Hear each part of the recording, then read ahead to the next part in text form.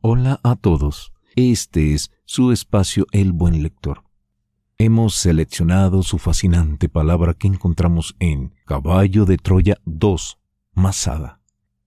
Estos audios nos acercan a las charlas, las prédicas y frases que Jesús de Nazaret nos ofrece en cada uno de los libros Caballo de Troya. Hey, acomódate y disfrutemos juntos este audio resumen. Sin más, a lo que vinimos. A Felipe le dijo el maestro: me has formulado muchas y locas preguntas y he hecho lo posible para responder a todas ellas. Mientras te preguntabas qué haré si el maestro se marcha y nos deja solos en el mundo. Oh tú, hombre de poca fe, y así y con todo tienes casi tanta como muchos de tus hermanos. Nos fallaste pocas veces y uno de los fallos lo utilizamos para manifestar la gloria del Padre. Pronto verás grandes hechos, puesto que has sido sincero incluso en tu visión material. Vivirás para ver cumplidas mis palabras. Y entonces, cuando seas bendecido con visión espiritual, sigue adelante en tu trabajo, dedicando tu vida hacia la búsqueda de Dios y de las realidades espirituales. Tienes un gran trabajo por hacer, y cuando esté terminado, vendrás a mí en mi reino y tendré gran placer en enseñarte lo que no ha visto el ojo, escuchado el oído, ni concebido la mente mortal. Y permíteme, como espíritu del nuevo maestro, guiarte hacia el reino espiritual. Luego el maestro le habló a Natanael: has aprendido a vivir por encima de los prejuicios y a practicar una tolerancia cada vez mayor, puesto que te hiciste mi apóstol, pero aún hay mucho que aprender. Cuando me haya ido, puede que tu franqueza interfiera en las relaciones con tus hermanos. La sinceridad es más útil en las tareas del reino cuando se casa con la discreción. Si aprendieses a trabajar con tus hermanos, podrías finalizar muchas cosas más. Sé que serás fiel hasta el final, y algún día te daré la bienvenida al amplio servicio de mi reino en lo alto. Bartolomé se dirigió entonces al rabí preguntándole: he escuchado tus enseñanzas desde la primera vez que me llamaste al servicio de este reino, pero honestamente no puedo comprender todo el significado de lo que nos dices y creo que la mayoría de mis hermanos están perplejos, al igual que yo. ¿Puedes ayudarme? Amigo mío, respondió Jesús al instante, no es extraño que te encuentres perplejo en tu intento por comprender el significado de mis enseñanzas espirituales. He hecho lo posible para alumbrar vuestras mentes y liberar vuestras almas, pero lo que no habéis conseguido hasta ahora por mis enseñanzas, debéis adquirirlo de la mano de ese maestro de maestros, la experiencia real. En esa nueva andadura yo iré por delante y el Espíritu de la verdad estará con vosotros. Jesús dirigió entonces su voz hacia el centro de la mesa. No os turbéis porque no podáis asimilar todo el significado del Evangelio. No sois más que hombres finitos y mortales, y lo que os he enseñado es infinito, divino y eterno. Sed pacientes, tened valor, tenéis las edades eternas ante vosotros. En ellas continuaréis vuestra progresiva perfección, así como vuestro Padre del paraíso es perfecto. Parecía como si aquellas últimas frases del maestro, dirigidas al centro de la U, al punto donde se encontraba el micrófono, no hubieran sido destinadas únicamente a sus íntimos. Jesús luego le dijo a Tomás: a menudo te ha faltado la fe, sin embargo, a pesar de esos momentos de duda, nunca has carecido de coraje. Sé muy bien que los falsos profetas y maestros no te engañarán. Después que me haya ido, tus hermanos apreciarán mucho más tu forma crítica de ver y enjuiciar las enseñanzas. Tomás, estoy contento de que te hayas unido a nosotros y sé que tras un corto periodo de perplejidad, seguirás adelante en el servicio del reino. Tus dudas han confundido a tus hermanos, pero no a mí. Y Jesús lentamente fue a situarse frente a uno de sus hombres más difíciles y queridos, Simón Pedro. Sé que dedicarás tu vida a la proclamación pública de este evangelio del reino a judíos y gentiles, pero estoy apenado. Tus años de tan firme asociación conmigo no te han ayudado lo suficiente a pensar antes de hablar. ¿Qué experiencia debes vivir para que aprendas a ser cauteloso con tu boca? ¿Cuántos problemas nos has causado por tu irreflexión y por tu presuntuosa confianza en ti mismo? Sabes que, a pesar de ese defecto, tus hermanos te aman. Debes entender igualmente que esa debilidad de ningún modo disminuye mi afecto hacia ti, pero te resta eficacia y multiplica tus problemas. Lo que ahora te digo, Simón Pedro, sirve también para todos los aquí reunidos. Esta noche correréis grave peligro de tropezar conmigo. Sabéis que está escrito, el pastor será castigado y las ovejas esparcidas fuera. El fogoso Pedro no tardó en replicar, no importa si todos mis hermanos sucumben ante la duda por tu causa. Prometo que no tropezaré con nada que tú puedas hacer. Iré contigo y si es necesario, moriré por ti. Pedro, en verdad te digo que esta noche no cantará el gallo antes de que me hayas negado 3 o 4 veces. Jasón escribe en su diario que fueron 3 negaciones públicas y una prácticamente en privado. De esta forma, continuó Jesús, lo que no has conseguido aprender de tu pacífica unión conmigo, lo asumirás entre problemas.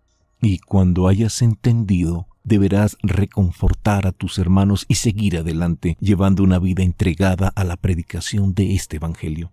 Aunque puedas ir a prisión y quizá seguirme pagando el precio supremo por el amoroso servicio en la construcción del reino del Padre.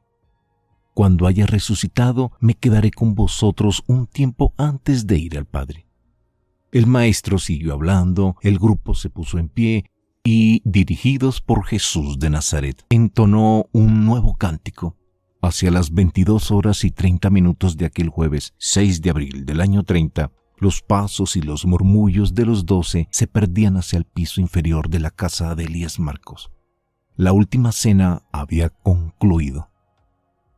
En cada adiós del maestro flotaba una considerable carga de reproches. Jesús, una vez más, llamó a las cosas por su nombre, sacando a la luz los principales defectos de sus íntimos, y esto, insiste Jasón, con el paso de los años no debió considerarse como constructivo por el colegio, altamente extraño que solo uno de los evangelistas, Juan, recuerde en sus escritos el bellísimo gesto de Jesús al lavar los pies de sus discípulos.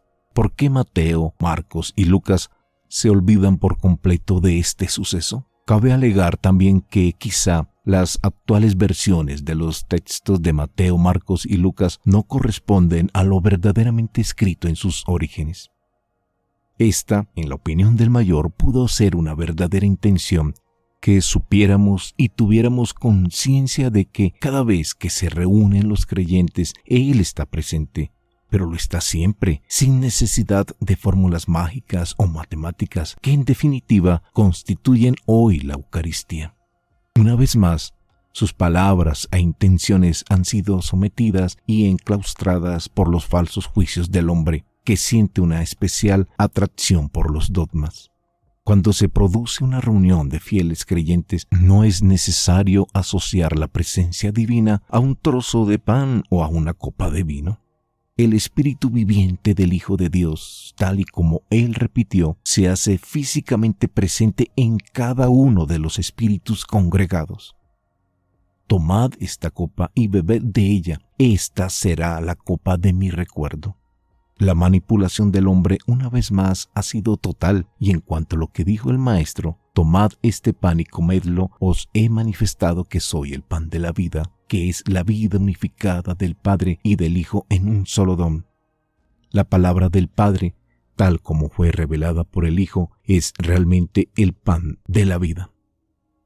Desafortunadamente, de todas sus parábolas y enseñanzas, esta quizá ha sido la más manipulada y estandarizada, pero como se verá más adelante, no es el único suceso deformado o ignorado. En consecuencia, considerando que no hubo transformación del pan y del vino en el cuerpo y sangre del Galileo, tal y como hoy dicta la creencia de los cristianos, Tampoco puede polemizarse sobre si Judas llegó a comulgar. A eso de las 2 de la tarde de aquel viernes 9 de marzo de 1973, Eliseo sacó a Jasón de un profundo y reparador sueño. Su rostro aparecía feliz, iluminado. «Vamos», le susurró sin disimular su emoción, «todo está dispuesto». Caballo de Troya añadió a los nuevos equipos una batería de espejos metálicos. La cuna iría mejor equipada. Eliseo y Jasón, de mutuo acuerdo, interrogaron al general Curtis sobre un misterioso recipiente instalado en la nave. El general parecía estar esperando la pregunta. Su rostro se ensombreció fugazmente y en un tono autoritario replicó: «Lo siento, eso es materia clasificada, alto secreto». Curtis después, en un momento, dijo: «Última súplica», añadió, «llevad también este retoño y plantadlo en nombre de los que quedamos a este lado. Será el humilde y secreto símbolo de unos hombres que solo buscan la paz». Llegado el momento decisivo, de nuevo Eliseo y Jasón habían retrocedido 709.637 días. 2 pares de sandalias les habían sido asignadas a Jasón. El mayor y Eliseo las llamaban sandalias electrónicas. Las suelas fueron sustituidas por un sólido aglomerado de juncos y corteza de palmera, parcialmente hueco. Los especialistas habían camuflado 2 sofisticados sistemas. El sistema había sido probado tiempo atrás por el astronauta Aldrin en uno de sus paseos por la superficie lunar. Además, si así lo estimaban, podían activar una minúscula célula que elevaba la temperatura del calzado, protegiendo los pies en situaciones de extrema inclemencia. Una señal de las sandalias era registrada por la vara de Moisés. Jasón se alistó para abandonar la cuna. Eliseo fue a situarse entonces frente al receptor transmisor, haciéndole una señal para que Jasón la probara. Presionó Jasón con los dedos la zona central de la oreja. «Ok», dijo Eliseo, «y no olvides que eres un sordo de nacimiento». El mayor agradeció el buen humor de su compañero. Alistó los crótalos y el salvoconducto. Eran las 04:28 cuando salió Jasón. Tras unos segundos de vacilación, reanudó la marcha adentrándose en el monte. Eliseo vigilaba sus pasos desde el radar de la cuna. Caballo de Troya había previsto el acceso del mayor al sepulcro por el camino más largo. Pero Jasón sabía que para ganar tiempo era mejor tomar el camino corto si en verdad deseaba estar presente en la citada primera aparición en el huerto de José. Era la primera violación del plan fijado por Curtis y por suerte o desgracia no sería la última. Estando en el sepulcro, Jasón quedó desconcertado ante la desaparición del cuerpo. No había sido alterada la primitiva posición del sudario que seguía en el mismo lugar abrazando un cráneo inexistente. Cuando estuvo en la lujosa mansión de los Marcos, Jasón se encontró con María. Fue a la habitación donde se celebró la última cena. También se entrevistó con la Magdalena sobre lo sucedido con lo del sepulcro. Ella contaba lo que sucedió cuando se acercó con otras mujeres al sepulcro. Ella decía que cruzaron los huertos adentrándose finalmente en la propiedad de José de Arimatea. Ellas no encontraron el cuerpo de Jesús, pensaron que se lo habían llevado. Ellas vieron a un hombre bajo los árboles, su túnica y manto eran los de un hombre. Algo diferente sí, pero los de un hombre. Eran de lino y lana, pero sus colores, las ropas parecían nevadas. Su brillo era mate. Daba la impresión de que sus vestidos se hallaban cubiertos de miles de pequeñísimos copos de nieve. Su rostro era como el cristal, sus rasgos y sus cabellos no eran como los de un ser humano, parecían transparentes. Ellas le preguntaron a dónde se había llevado al maestro. Él levantó su rostro y les habló. ¿Qué buscáis? Buscamos a Jesús enterrado en la tumba de José. La de Magdala dijo, era él. Entonces lo supe, su voz. Este Jesús, dijo aquel hombre, no os ha dicho hasta en la misma Galilea que moriría, pero que resucitaría. Al poco volvió a hablar. Su voz dulce y afectuosa pronunció un nombre, María. Luego ella murmuró, mi Señor, mi Maestro. Jasón preguntó, ¿llegaste a verle los pies? Sí, eran como el vidrio, sí. Dios mío, podía ver la tierra a través de ellos. Pedro decía que esos solo eran meras visiones. Aquel hombre, o más bien, Jesús dijo, bajo esta forma permaneceré entre vosotros antes de ir cerca del Padre. Ahora id todas y decid a mis apóstoles y a Pedro que he resucitado y que me habéis hablado. Y algo que yacía dormido en el corazón de Pedro despertó. Salió de la estancia a la carrera. Juan Zebedeo le imitaba, luego Jasón salió, debía cumplir lo planeado por Caballo de Troya. Era imprescindible que estuviera cerca de Pedro y de Juan en el momento en que descubrieran la realidad de la tumba vacía. Pedro exclamó: «Hijos de mala madre, han profanado su tumba». Simón decía: «Lo han robado, lo han robado». Juan, en cambio, reafirmado en la creencia de que el Maestro había resucitado, saltó de júbilo, golpeó la fachada del panteón con ambas manos y repetía a voz en grito: «Lo hizo, lo cumplió, las mujeres tenían razón». Cuando se encontraron con las mujeres, Juan exclamaba: «María, perdóname, es cierto, es cierto». Pedro dijo: «Debemos anunciar el robo a José y a los demás». Jasón escuchó que la Magdalena decía de nuevo: «Maestro». Los textos evangélicos consultados por Caballo de Troya no hablan de una segunda aparición de Jesús a la Magdalena. Ella levantó su mano izquierda hacia los frutales, comentó sin titubeos: «Le he visto». Jesús prometió resucitar al tercer día, dijo José de Arimatea, y lo ha cumplido. En cuanto llegue el último de mis correos, daré las órdenes oportunas para que difundan la buena nueva. Les dijo a los correos: «Ahora os tomo como testigos de que jamás de una falsa noticia. Os voy a confiar la última misión como mensajeros voluntarios del reino. Al hacer esto os libero de vuestro juramento. Amigos, declaro que hemos terminado nuestro trabajo. El Maestro no necesita ya de mensajeros humanos, ha resucitado de entre los muertos». Con todo lo que estaba sucediendo, Jasón debía guardar una de las apariciones del Maestro y decidió ir por el micrófono oculto en el farol que estuvo en la última cena, aunque la pieza había sido trasladada a una herrería. Allí rescató dicho micrófono. De regreso, Jasón se detuvo en la residencia del joven Juan Marcos. El de Arimatea le invitó a que entrara a la casa. Entraron en una de las estancias débilmente iluminadas por 4 o 5 lucernas de aceite. Las mujeres decían que le habían visto. María estaba allí, también la Magdalena, quien estaba hablando de su encuentro con el resucitado. El Maestro les había dicho: «En la comunión del reino no habrá ni judío ni gentil, ni rico ni pobre, ni hombre ni mujer, ni esclavo ni señor. Vosotras también estáis llamadas a proclamar la buena nueva de la liberación de la humanidad por el Evangelio, de la unión con Dios en el reino de los cielos. Id por el mundo entero anunciando este evangelio y confirmar a los creyentes en esta fe. A la vez que hacéis esto, no olvidéis a los enfermos y alentar a los tímidos y temerosos. Siempre estaré con vosotros hasta los confines de la tierra». En otra ocasión, el Maestro se apareció a Santiago, uno de los hermanos del Nazareno. Juan Marcos, rebuscando entre los pliegues de su túnica, fue a mostrar un trozo de arcilla cocida, probablemente los restos de un cántaro, en la que con signos mal trazados había copiado las palabras del Galileo en esta nueva aparición. Aun cuando el Hijo del Hombre haya aparecido en la tierra entre judíos, traía su ministerio para todos los hombres. Juan Marcos exclamó: «Ahora lo entiendo». Traía su ministerio para todos los hombres. Dentro del reino de mi Padre no hay ni habrá judíos ni gentiles, todos seréis hermanos, los hijos de Dios.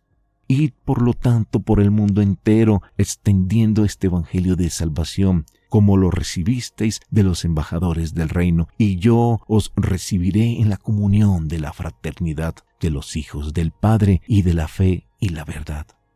Después decía emocionado que había visto al Maestro en el jardín. Entonces el Maestro le dijo: «Sabía que en tu corazón no habías renegado de mí, por ello te perdoné antes de que me lo pidieras. Ahora hay que dejar de pensar en uno mismo y en las actuales dificultades. Prepárate a llevar la buena nueva del Evangelio a aquellos que se encuentran en las tinieblas. No te preocupes por lo que puedas conseguir del reino. Más bien, mira lo que tú puedas dar a los que viven en la horrenda miseria espiritual. Debes estar listo, Simón, para el combate de un nuevo día, para la lucha contra el oscurantismo espiritual y las nefastas dudas del pensamiento natural de los hombres. Adiós, Pedro, hasta que te vea en compañía de tus compañeros. Jasón también escuchó el testimonio de Cleofás, uno de los que hoy se conoce como discípulos de Emaús. Cleofás comentó lo que les dijo aquella persona por el camino. «Qué lentos sois para comprender la verdad. Si decís que el motivo de vuestra discusión eran las enseñanzas y las obras de este hombre, os los voy a aclarar, ya que estoy más acostumbrado a estas enseñanzas. ¿No recordáis lo que siempre dijo y predicó Jesús? Que su reino no era de este mundo y que todos los hombres son hijos de Dios. Por ello deben encontrar la liberación y la libertad en la alegría espiritual de la comunión fraterna, del servicio afectuoso de este nuevo reino, de la verdad, del amor del Padre Celestial. ¿No recordáis cómo el Hijo del Hombre proclama la salvación de Dios para todos los hombres, sanando a los enfermos y a los afligidos y liberando a aquellos que estaban unidos por el miedo y que eran esclavos del mal? ¿No sabéis que este hombre de Nazaret avisó a sus discípulos de que habría de ir a Jerusalén y que le entregarían a sus enemigos, que le condenarían a muerte, resucitando al tercer día? ¿No habéis leído los pasajes de las Escrituras relativos a este día de salvación de los judíos y gentiles, donde se dice que en él todas las familias de la tierra serán en verdad bendecidas, que oirá el grito de los necesitados y que salvará las almas de los pobres que buscan su ayuda y que todas las naciones le calificarán de bendito? ¿No habéis oído que este liberador aparecerá a la sombra de una gran roca en un país desértico? Que alimentará el rebaño como un verdadero pastor, acogiendo en sus brazos a los corderos y llevándolos dulcemente sobre su pecho? Que abrirá los ojos a los ciegos espirituales y liberará a los presos de la desesperación en plena libertad y luz?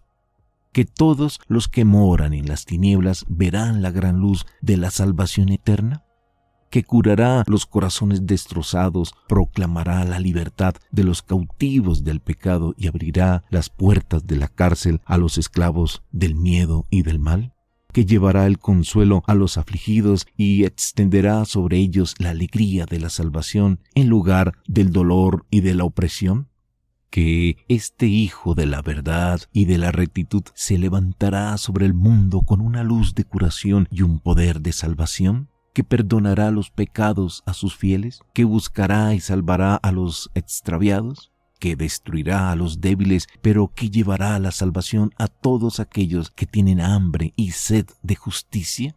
¿No habéis oído que los que crean en él gozarán de la vida eterna? Que extenderá su espíritu sobre toda la carne y que en cada creyente este espíritu de la verdad será un manantial de agua viva, incluso en la vida eterna. ¿No habéis comprendido la grandeza del evangelio del reino de ese hombre que os ha dado? ¿No veis cuán grande es la salvación de la que os beneficiáis? Desapareció, no sé cómo, pero lo hizo. Cleofás dijo: no era de extrañar que nuestros corazones ardieran inquietos mientras caminábamos hacia el pueblo. Él estaba abriendo nuestras inteligencias. Pasadas las 9 de la noche se retiraron. Jasón sentía que no tenía fuerzas para nada. Había perdido la cuenta incluso de las visiones. José les dijo que como los perseguía el Sanedrín, debían de salir de la ciudad. Pedro alegaba que no volvería a huir. Andrés le gritaba loco a su hermano, mientras todos alegaban. Las llamitas de las lámparas de aceite oscilaron violentamente, como tumbadas por un súbito y gélido viento.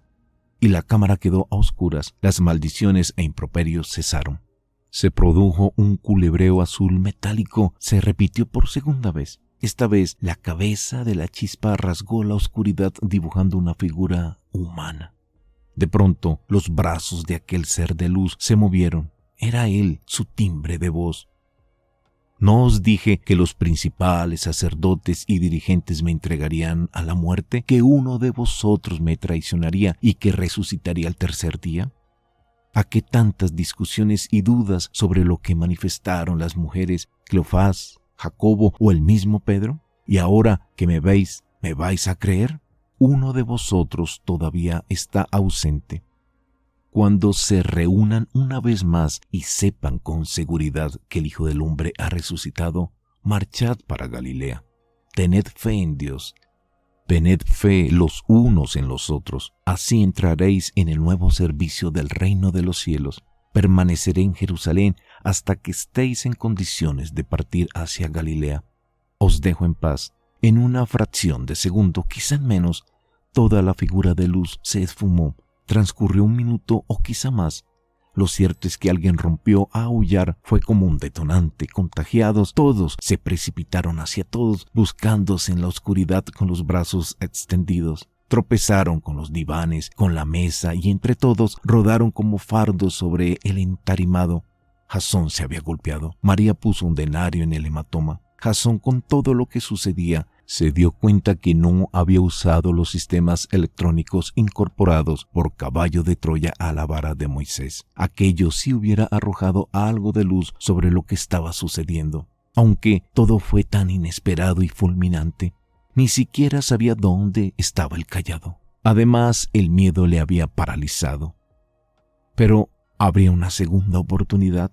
Pedro luego se despidió con sendos besos de paz. Parecía transformado. Jasón después debió de reunirse con Pilato. Le habló sobre los números que en un misterio se centraban en Jesús, en el resucitado. Las sumas daban 9 y que todo apuntaba a que el Galileo aparecería de nuevo en el norte. Pidió permiso para viajar y entrevistarse con un centurión cuyo criado fue milagrosamente curado a distancia. Jasón luego fue a la casa donde estaba David Zebedeo, quien se congratuló por su llegada. Esa mañana, a petición de Jasón, Santiago le condujo al lugar donde aseguraba haber visto a su hermano resucitado. Se dirigieron a la parte posterior de la casa, al frondoso huerto de unos 400 metros de fondo. Él dijo que sería el mediodía. María la de Magdala llegó contando sobre el resucitado, pero nadie veía hacia el jardín. Era una masa brumosa que, partiendo de la cabeza, fue moldeando una figura. Espantado, no tuvo fuerzas ni para huir y poco a poco la nube se convirtió en un hombre. La forma entonces le habló, dijo: Santiago, te llamo para el servicio del reino. Únete seriamente a tus hermanos y sígueme. No tenía nada que ver con el Jesús que conocí en vida. Era otra cosa. ¿Una niebla? Solo la voz. Entonces paseamos, quizá hacia la casa. Hablamos de las cosas que habían ocurrido, dijo, y de las que tienen que suceder. Después de un rato se despidió: adiós, Santiago, hasta que os salve a todos juntos. Luego fui hacia la casa gritando: acabo de ver a Jesús, he hablado con él. Jasón se había agachado y examinó el pasto donde había plantado sus pies el resucitado, pero no encontró rastro alguno que revelara en la hierba. David Zebedeo le dijo a Jasón: le reconocimos, era él. La señora le habló con gran cariño de la casa nueva de Nazaret, edificada por José y sus hermanos al pie de los cerros que domina la comarca del Tabor y de Naín. Jasón escuchó por boca de la propia madre de Jesús que en realidad la auténtica descendiente directa del rey David era ella, sí, la señora, y no José como lo enseñan los evangelios hoy en día. La señora llevaba en los genes lo que hoy llamaríamos sentido liberal de la vida. Su filosofía era esa: respetar todas las creencias y credos, pero también era terca y obstinada. Esa postura le conduciría a más de un disgusto. Aún resonaban en la habitación los ecos de la polémica cuando, de repente, las candelas amarillentas de las lucernas oscilaron ligeramente. Se hizo un silencio instantáneo. Jasón echó mano de su cayado, dispuesto a todo. No tuvo que esperar. Frente a él, como salido del otro lado del muro, avanzó una figura alta y corpulenta. Las llamas recuperaron la verticalidad. Era él. Vestía su familiar atuendo, manto color vino y la inmaculada túnica blanca. Que la paz sea con vosotros. He esperado una semana hasta que estuvierais todos reunidos para aparecer de nuevo y daros una vez más la orden de recorrer el mundo divulgando el evangelio del reino. Lo mismo que el Padre me ha enviado al mundo, yo os mando. Lo mismo que he revelado al Padre, vosotros vais a extender el amor divino, no solo con palabras, sino también con vuestras vidas cotidianas. Os envío no para amar las almas de los hombres, sino para amar a los hombres. No basta que proclaméis las alegrías del cielo, es preciso también demostrar las realidades espirituales de la vida divina en vuestra experiencia diaria. Sabéis por la fe que la vida eterna es un don de Dios. Cuando tengáis más fe y el poder de arriba, el Espíritu de la verdad, haya penetrado en vosotros, no ocultaréis vuestra luz. Daréis a conocer a toda la humanidad el amor y la misericordia de Dios. Por miedo, huís ahora ante una desagradable experiencia. Pero al estar bautizados del Espíritu de la verdad, iréis felices y alegres a propagar las nuevas experiencias de la vida eterna en el reino del Padre. Podéis permanecer aquí o en Galilea durante un corto periodo, les manifestó relajando ligeramente el timbre de la voz. Así podréis reponeros del golpe de la transición entre la falsa seguridad de la autoridad del tradicionalismo y el nuevo orden de la autoridad de los hechos, de la verdad y de la fe en las realidades supremas de la viva experiencia. Vuestra misión en el mundo se basa en lo que he vivido con vosotros, una vida revelando a Dios y en torno a la verdad de que sois hijos del Padre, al igual que todos los hombres. Esta misión se concretará en la vida que haréis entre los hombres, en la experiencia afectiva y viviente del amor a todos ellos, tal y como yo os he amado y servido. Que la fe ilumine al mundo y que la revelación de la verdad abra los ojos cegados por la tradición. Que vuestro amor destruya los prejuicios engendrados por la ignorancia. Al acercaros a vuestros contemporáneos con simpatía comprensiva y una entrega desinteresada, les conduciréis a la salvación por el conocimiento del amor del Padre. Los judíos han exaltado la bondad, los griegos la belleza, los hindúes la devoción, los lejanos ascetas el respeto, los romanos la fidelidad.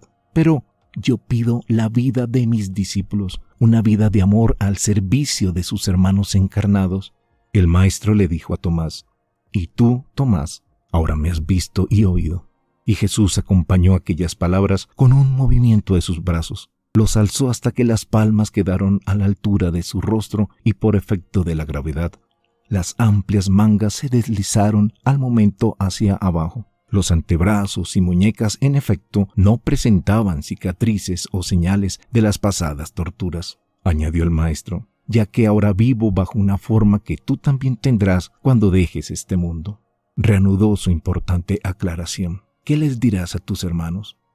Tomás, te pido que no pierdas la fe, sé creyente, sé que creerás con todo tu corazón». «Creo, mi Señor y Maestro». «Has creído, Tomás, porque me has visto y oído. Ahora, id todos a Galilea, allí os apareceré muy pronto».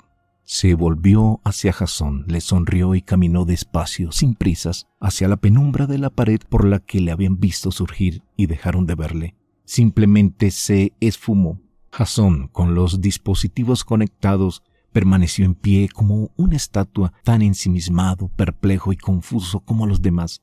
Ni siquiera se percató del inmediato y tumultuoso embrollo que estalló en la cámara. Claro que, al regresar a la nave y proceder a las lecturas del mecanismo que hizo la grabación, aquel cuerpo, entre otras incomprensibles características, tenía dos que iban contra todos los principios físicos establecidos. Carecía de sangre y de aparato digestivo. Jasón escribe: «Dios de los cielos, dame fuerzas para proseguir mi relato».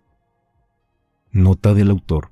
Incomprensiblemente para J.J. Benítez, los documentos del mayor finalizan aquí, y quizá de forma brusca, como si algo o alguien le hubiera impedido su continuación. Hay un texto, unas líneas, un enigma para el autor que guarda una estrecha relación con el resto del diario. Su afán e interés por la figura y el mensaje de Jesús de Nazaret no han hecho sino despertar.